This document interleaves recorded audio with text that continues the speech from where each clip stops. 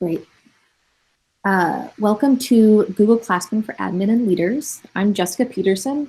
My title is Digital Learning Integration Designer, which I always joke is all the buzzwords in one title. Today, I'm your facilitator, and Steve Kiesel is going to be the moderator. A couple housekeeping things. If you have questions today, feel free to pop them right into the chat. The chat you can find up in the upper right-hand corner. It looks like a little dialogue box, like a comment or someone speaking. If you click on that, it'll open a sidebar and you can pop questions in there. Steve will help me out by either answering those questions if he knows the answer or bringing them up for me to answer. We'll also have some time at the end of the day today at the end of our time today to answer some questions too. So if you have something that's more complicated than what you want to put in the chat, or if you have something that you'd like to maybe see demonstrated, you're welcome to save it to the end, and happy to answer any and all questions at that time. Today's purpose of this session is Google Classroom for Leaders. The session really isn't meant for like teachers using it with students. This is for leaders using it with other adults. We do have sessions tomorrow for teachers. So if you're a teacher, you're welcome to stick around and listen and hear about Google Classroom. Just know that we are focusing it more towards administrators and leaders using it with staff or other employees that they're working with. Also, Steve is going to put the attendance form in the chat. If you haven't had a chance to fill that out, please do. It's the way we take attendance, but it helps for grant reporting. It helps for us to follow up with people later who attended this session. So please make sure that you do fill that out before you leave today. Some other housekeeping stuff. Please mute your microphone for now. Looks like everybody's doing a pretty good job of that. Meet is really great for collaborative meetings in that anybody can unmute themselves and talk at any time. However, if someone's microphone is unmuted, we will hear all the noises happening around them. So if a dog barks or a car drives by, we're all going to hear it, and it can be distracting. You'll also notice that Meet switches the camera view to whoever's making the noise, whoever's talking. And so if that dog barks, it's going to switch to that person's face and can be a little disorienting at times. So just a good general practice in large meetings when you're using Meet is to keep that microphone muted, just so that you aren't bringing in extra distracting noise. Your video can be on or off. I've chosen to have mine on. You're welcome to have yours on or off, totally up to you. It can be nice in smaller groups to keep video on just because it kind of humanizes. In this time of social distancing, it's nice to see a person smile or to see someone give a thumbs up or that kind of stuff. But especially in larger meetings, if you're just sitting and listening, there's no reason necessarily to have your video on. There also can be bandwidth issues, so that's another choice. Like if you're having problems with your Wi-Fi, turning the video off will help. And so it's kind of, again, a choice you can have. You're also welcome to turn on captions. I'm going to go ahead and share my screen so that you can see where to do that. Captions, they're AI generated, so they're not perfect because it's not a human doing it. But if you move your mouse in the Meet window, the white bar is going to pop up, and in the bottom corner it says turn on captions. And so you can turn those on. Whoever's talking, it'll have little closed captions at the bottom. And that can be nice sometimes if you have extra noise around you, or if you just like to kind of read and follow along. I know I like captions on videos when I watch videos on YouTube, so totally a choice. Those captions will be on only for you if you turn them on, not for everybody in the meeting. So that's a personal choice you can make. And then, yeah, that's it for housekeeping. So please feel free, again, to pop questions in the chat. Steve's going to help me out with that. And then stick around towards the end if you want to be part of our question and answer session. I want to start off with thinking a little bit about, is Classroom right for you?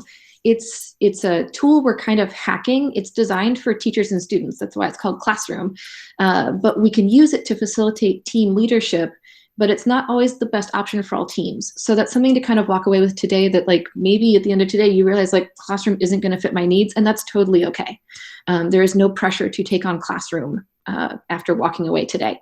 But you'll want to kind of consider your needs. Are you largely just sending out information? Then maybe email is a better option. Are you trying to do a bunch of resources? Drive can work, but there are some limitations there. So maybe Classroom is a better fit to kind of organize things. It just kind of depends on your needs. And if you have more questions about the kind of communications you want to have with your team or with your staff, again, feel free to stick around for Q&A at the end, and I'm happy to can give you my advice and input and thoughts on whether Classroom is going to fit your needs or not. Classroom is a really great one-stop shop, and I do like it better than Drive if you're sharing resources, because it's almost like you can see inside the folders. If you have a Drive folder for your staff, they can see like what each folder is, but they can't always see what's inside of it. And so they're kind of relying on what you called the folder to know if that's where the stuff they need is going to be. And so a lot of times with Classroom, though, you've got your topics, which I'll show you how to make those. And then you can actually see under the topics in Classroom what the things are. And so it can be more of like a transparent file cabinet instead of just being able to see the folder exists and then having to click in and, oh, that's not the folder I wanted, and trying to get back to the original one. But a caveat of Classroom is that it's not searchable. So like in Drive, where you can, if you have no idea where to find the file, you can type in the top and search for it. That's not a thing in Classroom. So again, there's pros and cons there. I'm going to go ahead and share my screen again and kind of walk you through some of the basics of Classroom and navigating Classroom. So let me do that. Oh, I want this one instead. Give me, there we go. That's the one I want. Okay. So the first thing you're going to see in Classroom is that when you first go to classroom.google.com, that's one way you can access Classroom. You can also find Classroom in the waffle or the apps launcher up in the corner, like in Gmail. You've got that apps launcher and Classroom is in there. Fun fact, you can actually drag these and rearrange them. So if Classroom is like way down on yours and you decide you want it to be up at the top, you can drag it and move it inside the waffle where you want it to be. But you can also just go to classroom.google.com and that will take you to Classroom. Each of your classes is going to show up as tiles. These tiles also can be rearranged. So if I want this one further down, or maybe I use this one a lot, I can actually drag it up to the top and use that one more frequently. So that's a really nice feature. When you're in a classroom, it's got some different sections. I'm going to make this a little bigger, actually. We've got the menu over here is the sandwich menu or the drawer or the stack of pancakes. There's lots of names for it. Those 3 horizontal lines.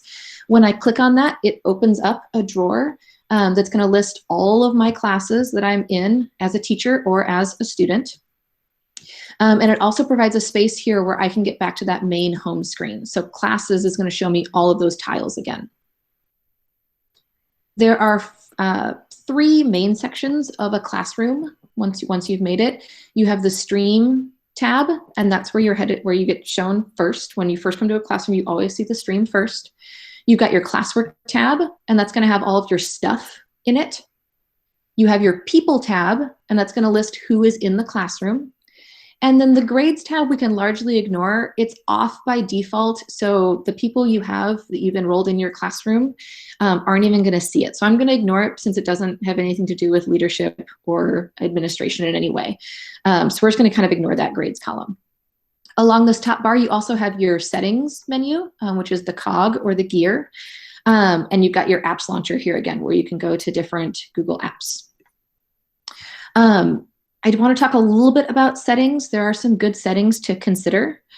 When you've made your class, there's some settings as to like what shows up on the stream, who can post or comment on the stream. The grade calculation stuff is here again, not relevant for us in this case, but all those settings you can find here in that cog. You can also edit the class details. So if you decide you want to change the name of the classroom or that sort of thing, you can also do that inside the settings.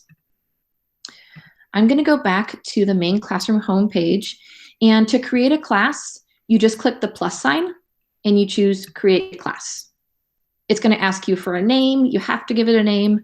It's also going to ask for a section, a subject, and a room. Those are optional. You can leave them blank. I leave them blank on most of the classrooms I create because I just find I don't need them for anything.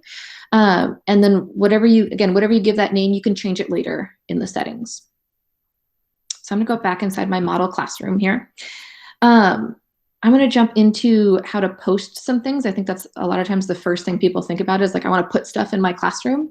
So once you've created your classroom, you gave it a name, you can personalize a little bit. You can select a theme or upload your own photo. I oftentimes let it just leave the default, but it's certainly something you can personalize it. I've seen principals who use this with their staff, that they've got all their staff enrolled in their classroom, and so they've got like a picture of all the staff as that banner. Totally up to you how you want to do it, if you want to put the time into it or not.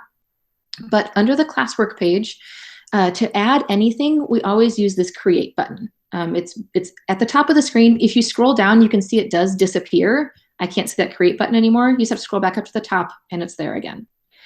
And so the first thing you should make on your classwork page is actually topics. And you can think of topics as like giant buckets to put stuff in. So when I click on create, at the bottom there, I can make a topic. And the topics are these big things you see here. Numbering the topics can be really, really useful for orienting people to where to go for certain things. So for example, like further down here, I've got forms and paperwork as an example topic, and it's number 4. And so when people are like, oh, hey, where do I find that form I have to fill out? Be like, oh, it's the number 4 topic, forms and paperwork. And that can be easy to like help them orient where things are in your page, and to know like that it goes, in this case, it goes all the way down to 6. They can be like, oh, that's under number 6, like search under there for that thing. I've also chosen to model a this week topic, a 0-0 topic. This is kind of up to you. It does require upkeep and maintenance. And so you kind of have to determine, is this something that I really want to take the time to, make sure stays up to date, because it has to be relevant for whatever this week is? Or do I just want to put things in the other buckets? It's totally up to you. Some people really like a this week topic. Like if they have a meeting this week with their staff, they'll put the agenda there. When school is in session, if there's like a special schedule for the week, if there's an assembly or something, there's a special schedule, they can put that up there. And then later, after the week is over, they'll move it down to the correct other topic that it belongs in when it's not relevant for the current week. So just kind of something to think about if you want to have that or not. Don't have to at all. Your topics are totally up to you. I've got some examples here with like weekly announcements. If you send out a weekly announcement email or a weekly announcement document to your team, to your staff, you could put them here instead, and it makes it really easy to go back and find any previous weeks.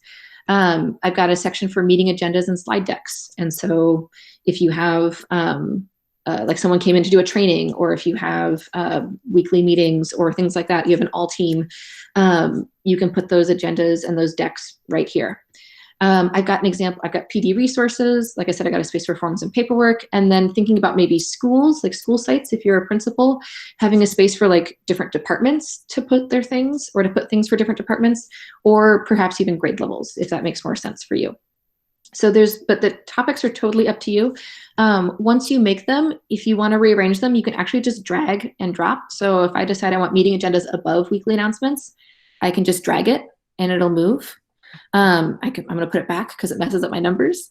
You can also rename them. So in the 3 dots over here, the snowman, I can rename it. I can delete it. You can move it up or down here, but I find it much easier just to drag it. But that's really setting up your topics is the first thing to do. It's kind of like making the backbone. Something that's really good to know is that if there's nothing under a topic, your students, the people that you've enrolled in the classroom, will not be able to see the topic. So for example, in this particular classroom, I only have something under the 03 topic. So the people that I enroll in this classroom will only see 03 PD resources. They aren't going to see my 00, 01, or 02 because there's nothing under there. So that's the way that Classroom kind of keeps it more clean for them, that they're only seeing things that have stuff under them. So that's just kind of like a good thing to know. If they're like, I don't see a weekly announcements topic, it's because you don't have anything posted under there. Once you've got your topics in place, and remember that these can be fluid, I strongly encourage you to tell your team, just be open with your team that, hey, I'm trying something new. I've never used Classroom like this before. We're all going to kind of learn together, and then be willing to kind of shift and adjust. That like maybe you try that this week topic and you're like, I cannot keep up with this. It's too much. I got to let something go. This has got to go. And then, you adjust. And so just being open, just like you would with students as a teacher, I always found that was the best way to just be like, hey guys, we're trying something new today and it might not work and we'll just learn together and it's no big deal. Can really help kind of ease that anxiety and that pressure on you to have it be perfect when you start, because you're going to learn a lot. Just like with teaching, you try something and you learn a lot about it and you're like, oh, I would do that differently next time, right? So same idea. Once you've got your topics in place, you can start putting stuff in there. And that's again going to happen under that create button. And so we've got a couple options here. Let me make sure that you can really see that big enough. We've got assignment, quiz assignment, question, material, and reuse post. First of all, reuse post is super useful if you're doing things in multiple spaces. So if you have different classrooms for different things, that's really useful. If you're only running one classroom, it may not be useful to you at all. And I would imagine that a lot of admin and leaders probably aren't doing a lot of multiple classrooms that they're managing. But if that is the case for you, you can reuse things from other classes, which is really nice instead of like remaking it every time. I want to talk about materials versus assignments. That's the most common thing we see people post in their classrooms, especially admin and leaders, is materials versus assignments. You can think of assignments as something you want people to turn into you or like to check off that they've done it. And a material is like a resource, like a static thing that they just need to look at or see, but not necessarily, you don't necessarily need to collect from them that it's done in any way. I'm going to go ahead and create a material so you can see what that looks like. And so it opened this brand new, it's going to give me a tour. So you can go through the tour if you want when you do this. It opens this brand new window for me and I can give it a title. So I'm going to go call it example title. You don't have to put in a description, totally up to you. I'm going to put an example description just so you can see where that lands. Description, if I can type, there we go. Over here, it says 4, and that's going to be the class I want it in. Again, that's going to default to the one you're currently in. Probably not a thing you need to worry about, but you could post to multiple classes at once. Over here, it says all students. This is a really neat feature in that you can choose who gets this material. So if this material is only relevant to 3 people on the team, I can choose those 3 people and nobody else in the team will see that material. It won't clutter up their space.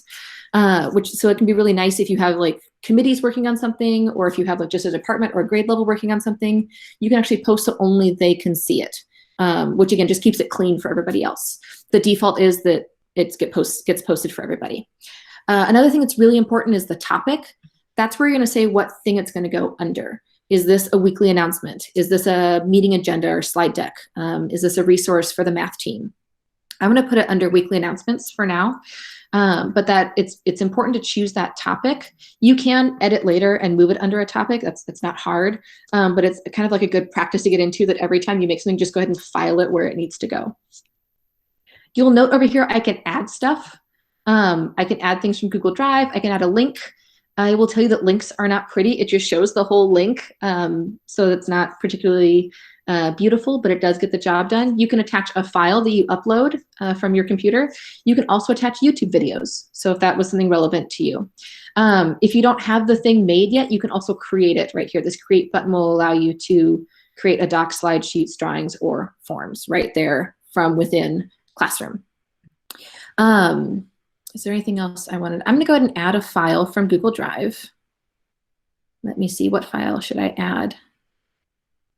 It's thinking.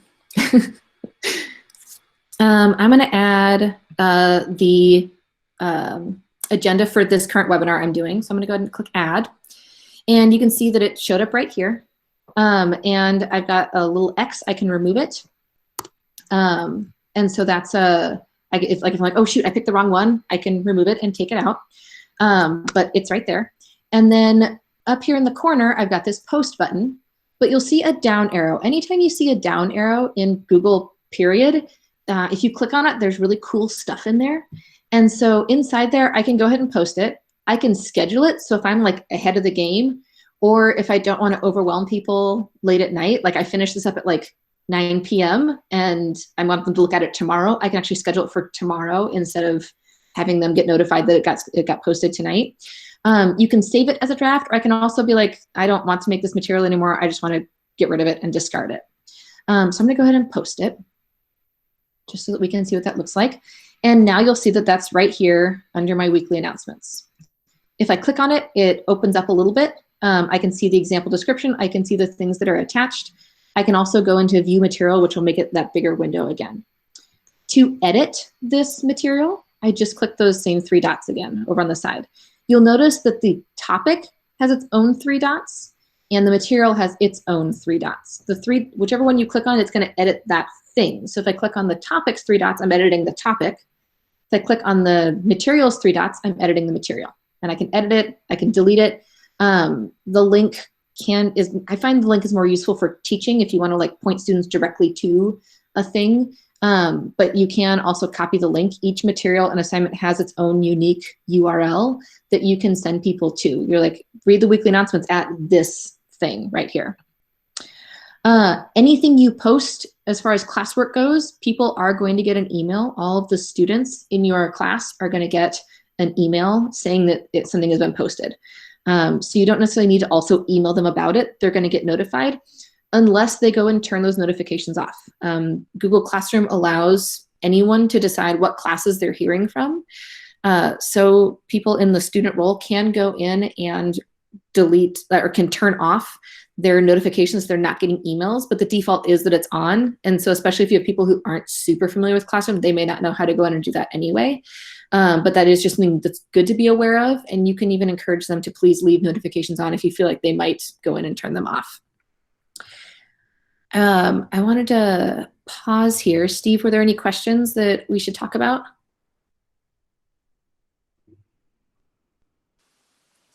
Hi, no, actually, I think we've been able to answer them. Please, folks, do make sure to check the chat, though. There are helpful links, including to the Continuity of Learning webpage, where things like this video that you're watching today will be posted soon, plus lots of other resources for teachers. For those who joined us after the sign-in link showed up in the chat, I'm going to repost that now. But no other questions that we weren't able to already handle, Jessica. Awesome. Thank you so much. Hey, I don't know if I can be heard right now. Can you guys hear me? We can hear you. Good. This is great for the teacher aspect of it, but as an administrator, I'm concerned about making sure that students are accessing the curriculum that the teachers are putting out. Is there a way for an administrator to check in and follow along on what kids are attending class, if you will, what kids are engaged in the content, the material, those kinds of aspects? For me, it's a management side. I don't care about the details of the schoolwork and stuff. Sure. What you would want to do is want to have the teachers add you as a co-teacher. So I'm going to jump a little bit ahead then to answer this question and talk about the People tab. Under the People tab, you can see I've got a space for teachers and I've got a space for students. The words aren't great because, again, this is meant for like the teacher-student dynamic. If you're using this to manage a team, you're going to have to add your teachers or your staff as students, which it's just, I mean, that's just the way that the wording that it uses. Anyone who's got teacher status in a classroom has posting and editing status. They can go in and add things, they can delete things, they can edit things. And so you want to make sure that you're careful who you give that access to. If you have teachers that are using Classroom and you want to be able to go in and look and see which students have turned things in, how much stuff is getting posted, you'll want to ask them to give you co-teacher access, which they would do by pushing this little person with the plus next to teachers, and they can type in the email. So I'm going to go ahead and add Steve Kiesel, our moderator today. It's thinking, there it is. And I'm going to add him as a co-teacher, and then I would click invite. And so it's going to say that he's invited. He's a little bit grayed out right now. He's going to get an email that says, hey, Jessica has invited you to co-teach this class. And he'll have to click accept, and then he'll have teacher status. You can have a max of 20 co-teachers in a classroom. So you really do want to be careful who you give that teaching, like who really needs posting or like behind the scenes access.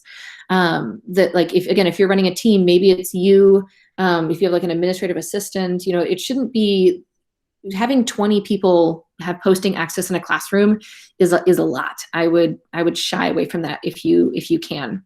You can see it's now that invited has gone away and Steve is not grayed out anymore, and that's because he's clicked accept. I can email him, I can remove him, or I can make him the class owner when I click on those 3 dots next to him. Class ownership isn't super important unless I'm going to leave the district. If I'm going to leave the district, it is helpful to switch that ownership over to someone who's going to stay. You can add students down here. There's 2 ways to add students in that student role. Those are people who can view the classroom, who could turn things in, but they can't post or edit or delete things out of the classroom. You can add them by email by clicking there, and you type in their email. Or you can have them type in the join code.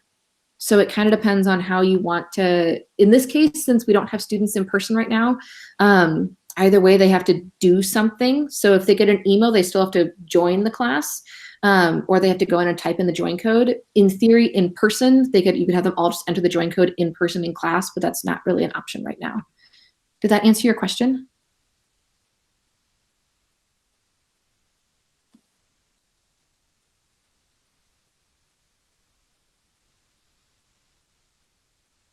Okay, I'm gonna kind of assume that answered your question. If you have more questions about that, feel free to stick around at the end for Q&A. Sounds good, thanks. Great. So I'm gonna go back to the classwork tab. I do briefly wanna talk about assignments just because it can be helpful that people check things off. So a lot of times I will see like principals who are running a classroom with their staff members in it as a place to have information for staff, that they'll post their weekly announcements as an assignment and ask the teachers to mark it as done once they've read it. And that's a way to kind of check that, like, okay, most of my staff have seen this, or like, oh, I see that Penny hasn't seen this yet. She hasn't marked it as done. I need to make sure I check in with her via email.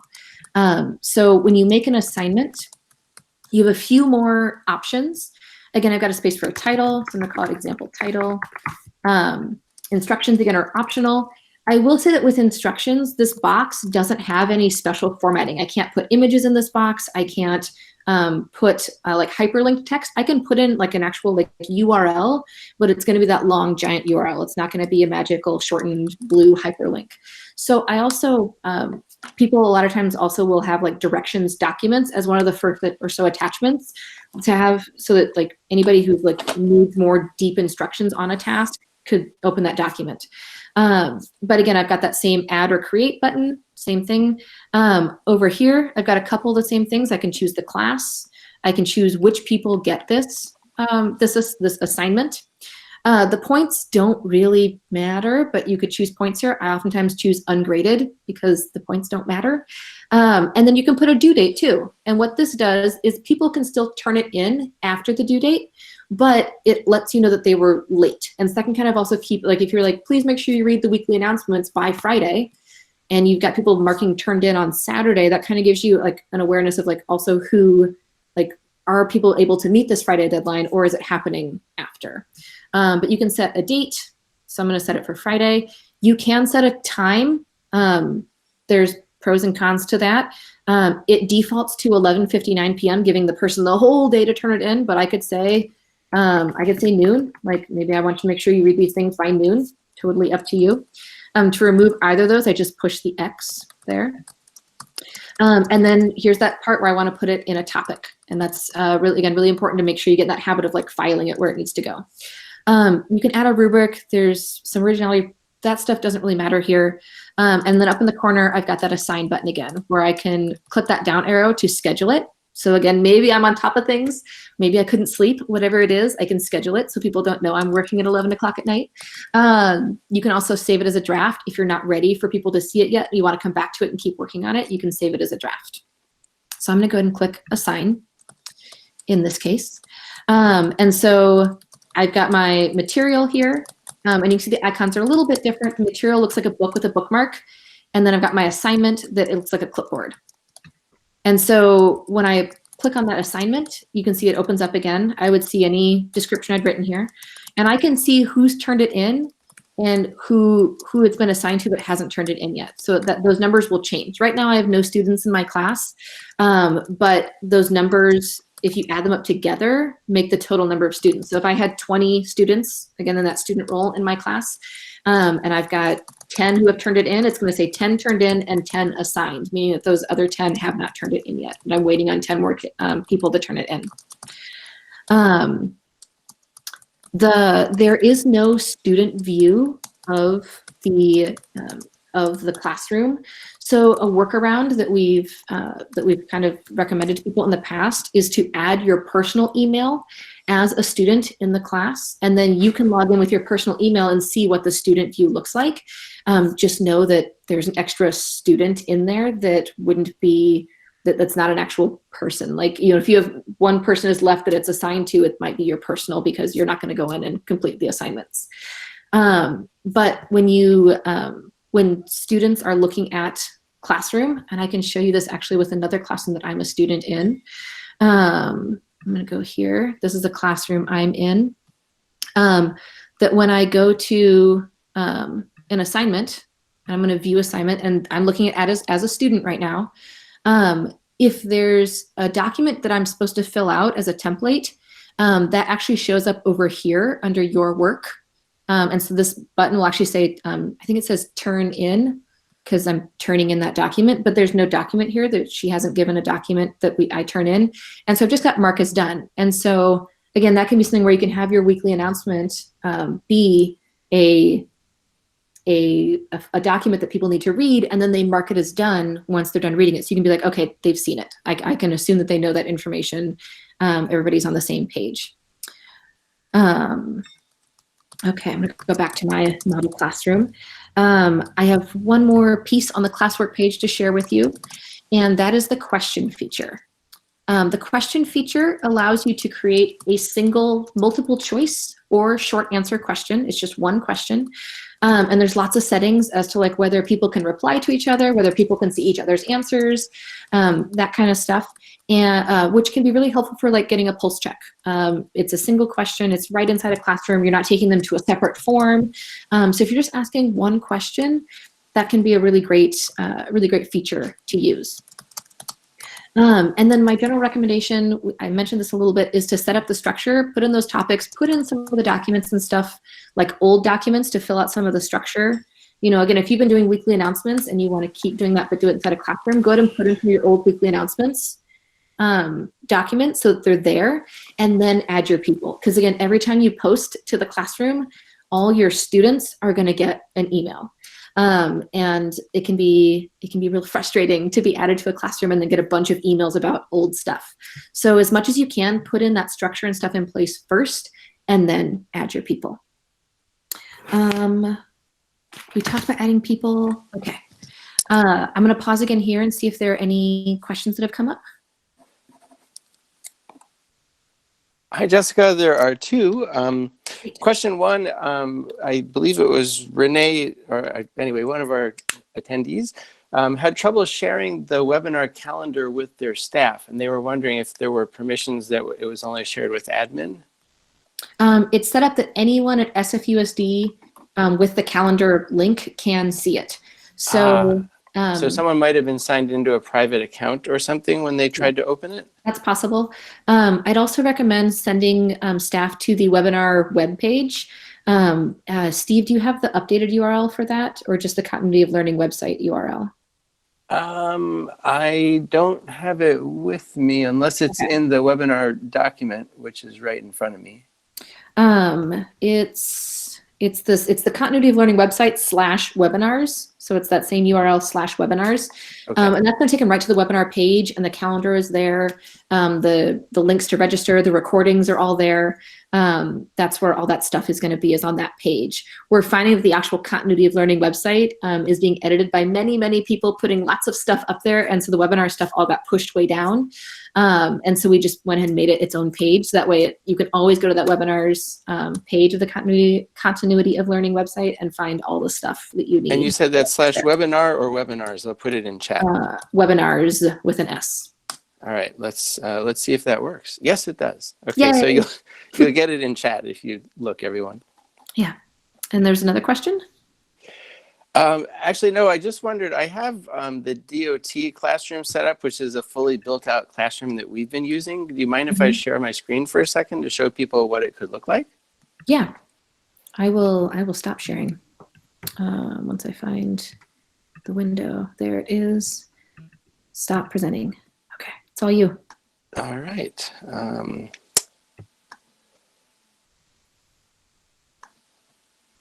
Share, there we are. So here is our Department of Technology page. The stream is only helpful if you like Twitter and Facebook, where everything shows up in real time in the order it was posted. We really direct people to the classroom page. You'll see we have all the topics over here where we post things. There's sort of the most important things up top, and then weekly announcements. You can always change the order of these by dragging them, and also then by numbering them so that the lower numbers are are on top. And then for people, you'll see that we have 3 teachers who are, the administrators that run this classroom, and I and many of my colleagues are classmates because we're students of this classroom. Anyway, I hope that helps you get a better idea of what it can look like if you've been using this, building out a classroom for a while. Thank you so much. Okay, we're going to jump into talking about the stream, actually. Thank you for bringing that part up, Steve. That's really, really important, that the stream can be really overwhelming and useless if you are not, if you're not going to use it. You can have people just ignore it. That's fine.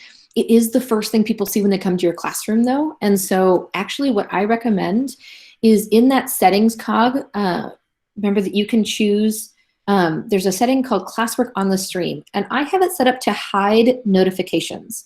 So you can have it show attachments and details. So you maybe saw in that example that it said Lake posted this, and here's the attachment and everything. You can have it show condensed ones where it just is like, I think it just, so the full out has like everything. It's like a bigger block. The condensed one's a little bit smaller where it says like, it just says they posted, it doesn't have the links or any of that kind of stuff. You still have to go to the classwork page to see it. Or you can hide notifications. And I do this, I set it to hide notifications because then when I post things in the stream, I can just use it for announcements and reminders. So you can see those 2 things that I posted, that example assignment and that example material, are not on my stream. So it's not getting cluttered with stuff that they're getting an email about anyway that they can find on the classwork page anyway. But then I can put an announcement here that I can say, remember that we're meeting online tomorrow, and I might put the date 3/19 at 10 a.m. I can post a link here, meet meet.google.com, and then whatever the code is, that I can put that here. And then again, I've got those options. It's like which class it's going to go in. It's going to default to the one you're currently looking at. I can choose who gets it. So maybe I'm just saying, remember math team, we're meeting tomorrow. So I can choose the people by clicking on here. And if I had students, I could check mark which students I wanted. And then I've got, you can add attachments to this announcement. And then I've got that same down arrow where I can post it right now. I can schedule it. But again, maybe I want this announcement to go out, reminder to go out later today. Or I can save it as a draft if I'm not ready for anyone to see it yet. And then when I click post, now this is the only thing in the stream, and it's gonna be the first thing people see when they come to the stream. So it's not cluttering up with all that other stuff that you saw in our DOT classroom. But it's also just keeping like that really important stuff that I want people to see first thing when they come to the classroom. Again, those 3 dots in the corner, I can edit it, delete it, I can link directly to it. But this is a good place like for those reminders or announcements. Any of your actual like stuff should go in the classwork tab, because again, that's the place where people can find it later. If you just post everything in the announcements tab, it's very difficult to find anything. You notice I couldn't tag this announcement as like an agenda. I couldn't tag it as a PD resource. So it's kind of something to think about. Like the stream again can be really powerful because it's that first place that everybody sees when they get there. So kind of think about like, do you want it to be a space people use, or do you not? Do you just want people always to go to the classwork tab every time? That's totally an option for you. You can also set up who can post on the stream. So again, under that settings tab, or that settings, that cog, it says stream, and right now I've got it set up that students can post and comment. So anybody who's a student in my class can go in and post something on the stream as an announcement, as a reminder, whatever. You may want them only to be able to comment on things that maybe you want to lock it down and control what gets posted. That's up to you, that you can say that, oh, students can only comment on things, they can't post their own things in that stream. Or you can also shut it down entirely, that those people in that student role can't post or comment at all. So it's kind of up to you what you want that setting to be. And then you always make sure you click save in the corner. That's important.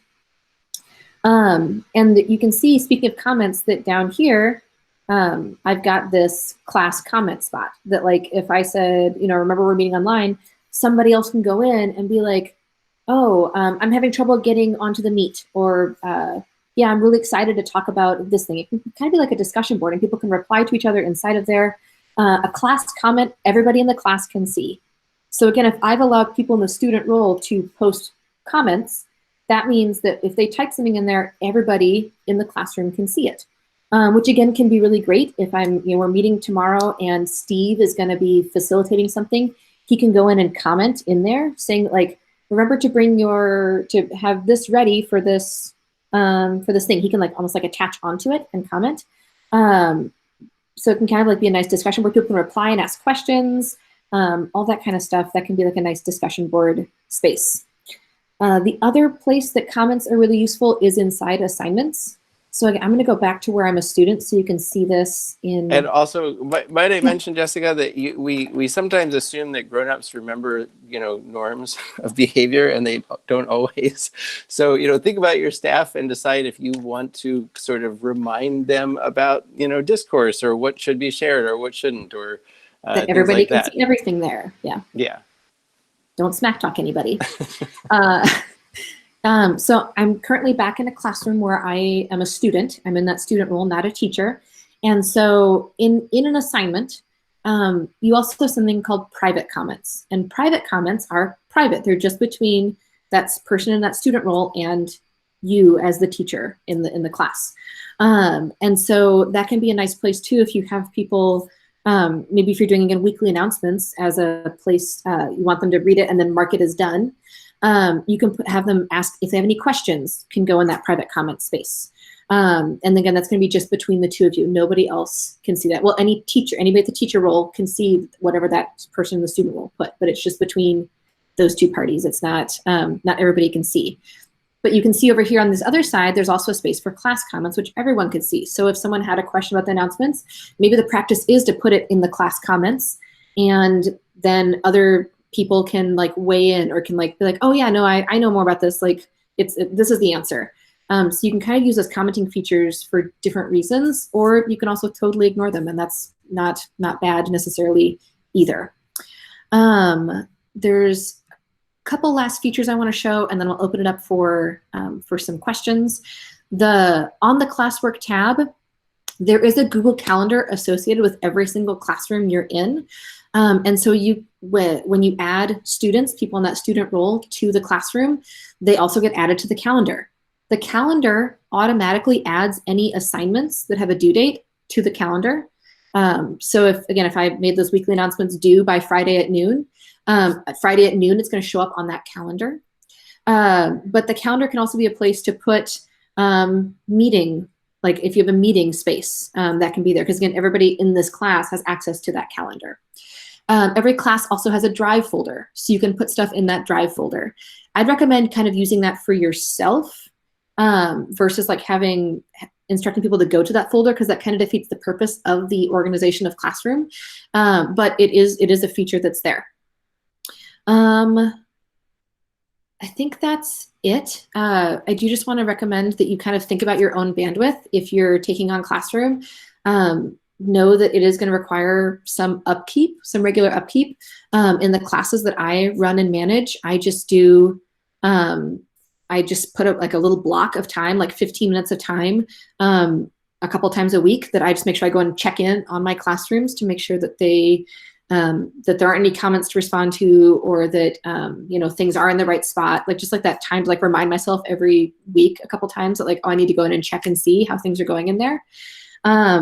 And it might be a bit different of a routine for some of your team members who are new. And so it might just require that constant reinforcement. Just like with students, like at the beginning of the year, when you're building those new routines, you have to keep pushing them to use the routine that you've created. Same idea that, you know, if they're like, hey, can I get that agenda for the meeting next week? Be like, it's in the classroom, it's under topic 2. You know, go there. And that reinforcement then eventually will make it so that they've got this space, and Classroom is available 24/7. So if they want to look at that meeting agenda at 2 o'clock in the morning, they do not need to email you. It would be in Classroom. But just kind of a good thing to know that it is a space that you have to upkeep and stay on top of. Kind of like doing laundry or dishes. You got to stay on top of it. So I'm going to go ahead and open it up for, I'm going to stop sharing my screen, and I'm going to go ahead and open it up for questions. Feel free to kind of unmute yourself. We can take turns if a lot of people have questions. And then if we don't get your question answered today, we do have office hours later today. I'll be there. It's from 12 to 2. Feel free to pop in anytime to our office hours and get those questions answered. Jessica, I have a question from the chat that's probably worth everyone hearing the answer to. Has there been discussion yet about whether or not the webinars would be available for like continuing education credit or some other kind of credit for teachers who may participate in the future? Ooh, that's a really great question. Or should I reach out to Christelle with that one? I think that's a Christelle question. Okay. Thank you, Steve. Any other questions?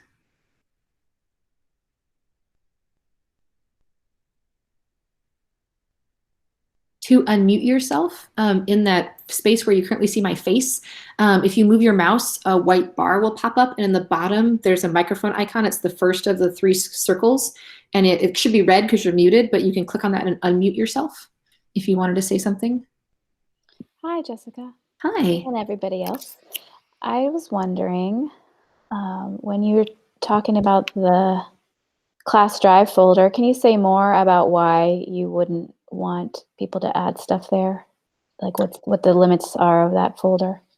Sure. Thanks. It works like any other Drive folder.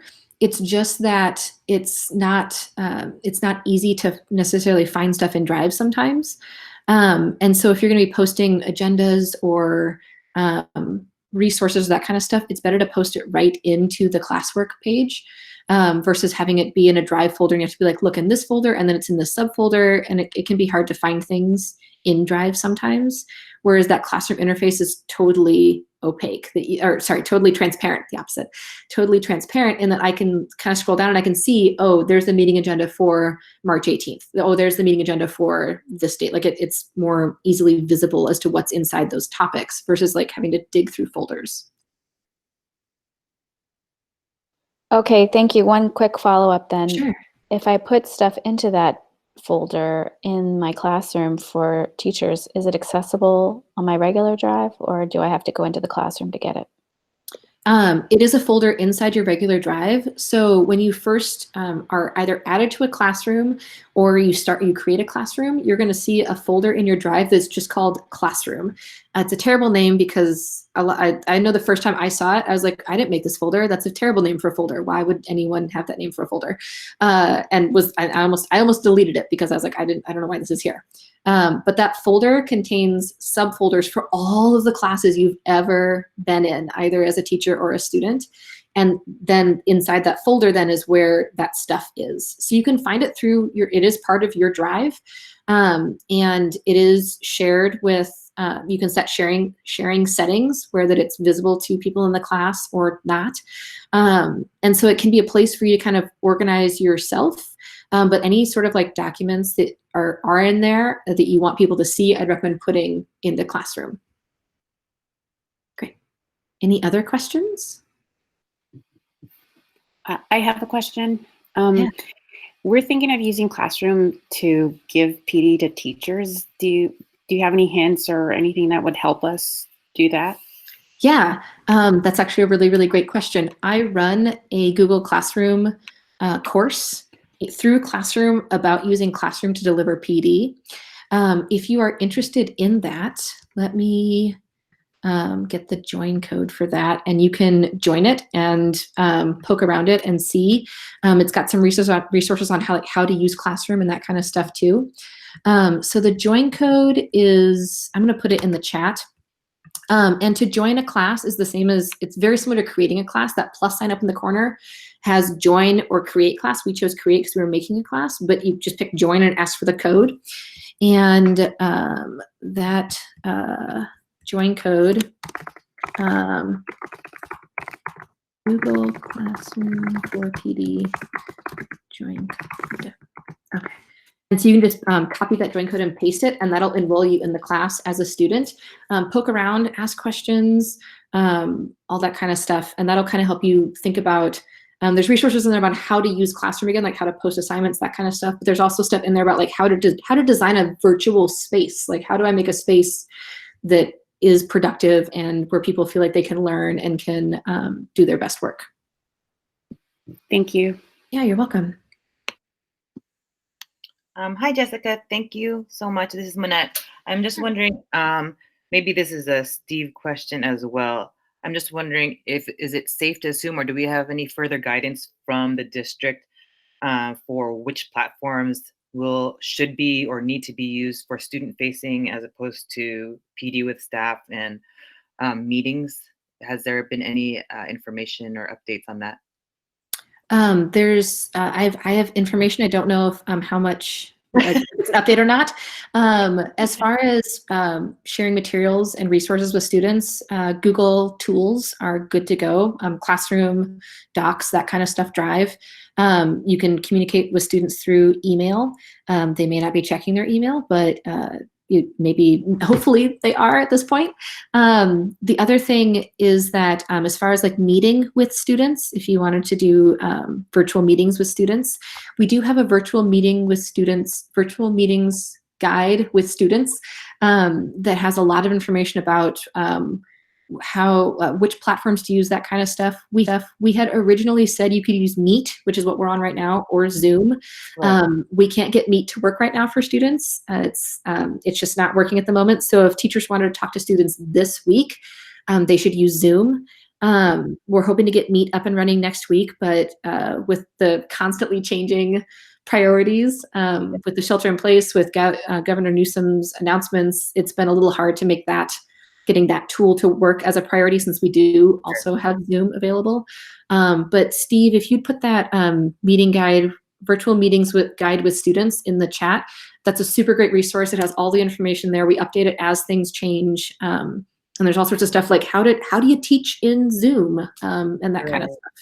No, thank you. I was going to say that's something that we had shared with staff too, to figure out even what's better for them, for the kind of classroom or whatever course they're offering right now or instruction stuff. Yeah, and go ahead. Oh, I was going to say I'll paste in the link to the student guide that you requested, but I also just pasted a link in to all approved apps in the SFUSD digital backpack, which you can always just Google SFUSD digital backpack, and that will show you everything beyond Google that the district has a contract or MOU for. Got it. Thank you. Yeah.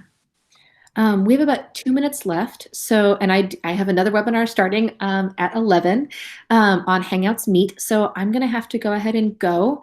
But please feel free to come to office hours. Like it's drop in. So, you don't have to come at noon. You can pop in at 12:15 or at, 1:30. I'll be there. I'm happy to answer any and all questions. You're also welcome to submit help desk tickets if you have questions or problems. We are absolutely still working through and are answering help desk tickets at this time. So I'm going to go ahead and sign off. Thank you so much for coming. One last housekeeping. If you did not sign the attendance form, please do before you go. But thanks so much for coming, and this recording will be posted later today.